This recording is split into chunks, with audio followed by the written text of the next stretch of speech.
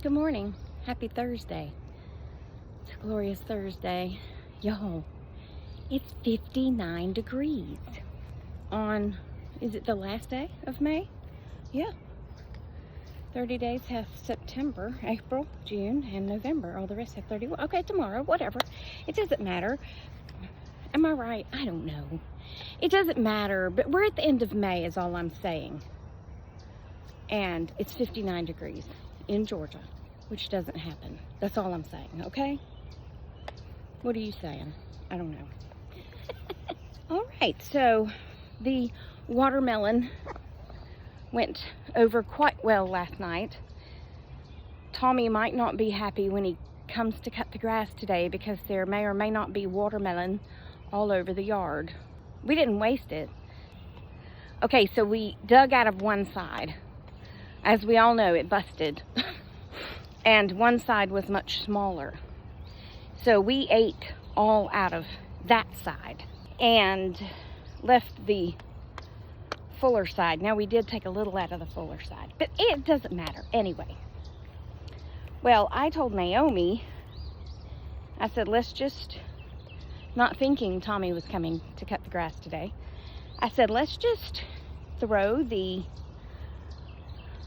rind in the yard and the birds can eat from it. Well, I threw it and it landed meat side down. And she jumps up and she says, I'll do it. And she throws it and it lands meat side down, which obviously means that side's heavier. Well, then it became a game of throwing that side of the watermelon, trying to get it to land rind side down. And then I started playing the song Watermelon Crawl, because then she was running through the yard stomping the watermelon, which I thought was quite hilarious.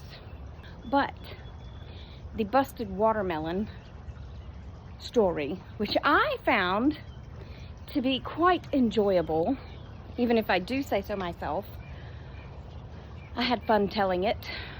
I like to add whimsy to the stories, don't you know? But it reminded me of a time long ago when I worked at the sheriff's office with a woman named Brenda who called quesadillas quesadillas. Yeah. The first time she asked me to get something for her from the restaurant, which is called La Parilla, which she called La Parilla. She asked me for one of them quesadilla things. You know, the ones with cheese. Yeah, I'm familiar with quesadillas. And that's exactly how I wrote it down. Quesadilla.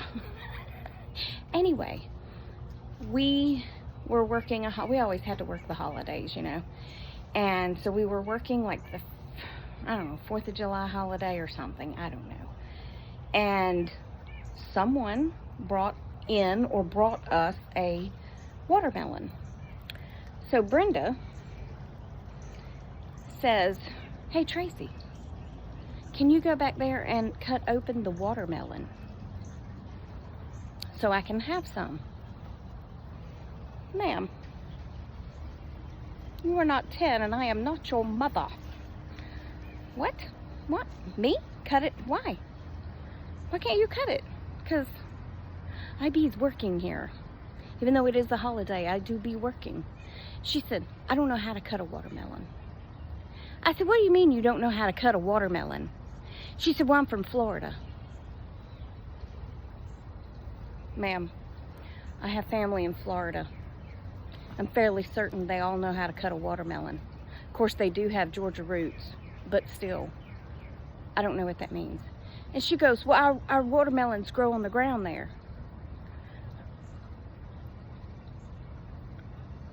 Yeah. Believe it or not, dear, here in Georgia, watermelons grow on the ground as well. I still don't know why you're asking me to go cut the watermelon. She said, Well, I mean, we just pick them up and we drop them and they bust open and then we just eat out of them right there in the field. What kind of country girl are you? I mean, that sounds amazing, but still, you're in your 40s and you still can't cut a watermelon? I'm calling BS. That's what I'm calling. But you know what? I'm gonna go cut the watermelon anyway because I would like a slice, and I don't want you to pick it up and drop it, even though when you drop them, as Phoenix said yesterday, they do be bussin'. Yeah, they do be bussin', meaning busted, busting, you know. They do be bussin', and it was just quite easy to crack it the rest of the way open and partake. I was quite formal with our little picnic, and I brought out plastic bowls and spoons, and Naomi said, I don't eat watermelon with a spoon. And I said, well, that's fine, but I don't want anyone's grubby little hands going into the watermelon to grab a chunk. So I brought spoons. Now, we don't eat with the spoons.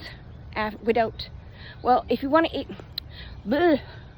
if you want to eat with the spoon, then don't put it back in the watermelon. That's all I'm saying. So dip yours out into your bowl and then eat with your hands if you want to, because I'm going to eat with my hands. But then use your spoon to get more watermelon. You see what I'm saying? Because I don't want your dirty hands in my clean watermelon. Young ladies, we had a great time. We did. We had so much fun. Moving on. So either I missed the comment or no one corrected me when I said the other day that the primer I had put on my face contained simethicone. If you did comment and correct me, I didn't see it. But I realized yesterday morning that simethicone is not the word I was looking for. As you might can imagine, I said the wrong word. Because simethicone is the main ingredient in Gas-X. I did not rub Gas-X all over my face, okay? I wonder if that would work for puffiness. I cracked myself up. No, the word I was looking for is silicone. I don't like silicone-based primers because it feels like there is a sweaty layer between my face and my foundation. I don't like to feel tacky, and I don't like to feel sticky. I think that's the same thing as tacky, Tracy. I just don't like it, okay? But I can't believe none of my nurses corrected me on the improper use of the word simethicone. And if you did, I missed the comment, because Facebook makes it difficult to see all the comments. I have to go and click a button to see all, instead of just scrolling down and seeing all. And sometimes I'm in a hurry and I forget, okay? So if you don't get a heart, don't take it personal because I didn't see your comment. They only show me what they value as most relevant.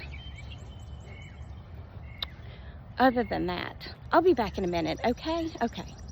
All right, now, I've waited till I'm almost to work to finish off this video.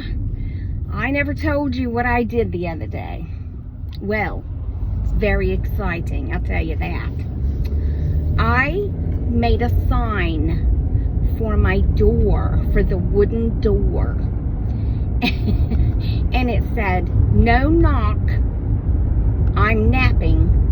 And then in between the no knock and the I'm napping, I put a picture of a woman asleep on the couch with her dog. Because Phoenix can't read yet, and I thought, well, if she can't read and Naomi's not with her, then she can at least see the picture of the woman and the dog on the couch napping. Now, I hardly ever take a nap, okay? Hardly ever.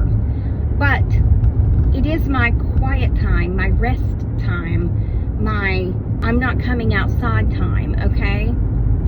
So I put that on the door, and then I closed the door, and I closed the blinds, and that way they don't come and knock on the door wanting me to come out and play like I'm a 9-year-old, okay?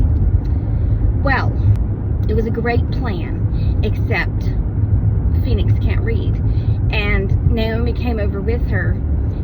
I don't know if they hit the doorbell, I can't remember. But if I have the sound off on my phone, then I can't hear the doorbell ring, okay? Because I didn't connect it to the wires that actually go to my doorbell. Because that causes all kind of ruckus in the house, okay? But Naomi said, look at the sign on the door. And Phoenix said, what does it say? No dogs allowed? How did you get that out of a person on the couch sleeping with their dog? Really, Phoenix? We need to work on this, okay? But Naomi said, no, it says, no, knock, I'm napping. So let's go back home. So it worked, okay? And the funny part is, I mean, there's a lot of funny parts to it, but one of the funny parts is that Penny still heard them out there, and she was barking like you would not believe. And I have a friend who lives across the street from Joan. So basically, I'm in Joan's backyard, and then there's Joan, and then there's a street, and then there is the row of houses where Bonnie lives. Well, when all that went down, Bonnie sent me a message, and she said, is everything okay? I said, yes, why? And she said, well, I just heard the peninator barking, and she's barking so loudly, I just wanted to make sure y'all are okay. And I was like, you heard Penny, the peninator, all the way over there, and all my doors and windows are closed. Wow. Wow, that's quite the balk there you have, Penny. Penny! Well, anyway, so yesterday I told them, I said, I'll go get watermelon tomorrow, and we're going to have a little picnic tomorrow night, but it's going to have to be like after dinner kind of thing, like maybe 6:30, 7 o'clock, okay?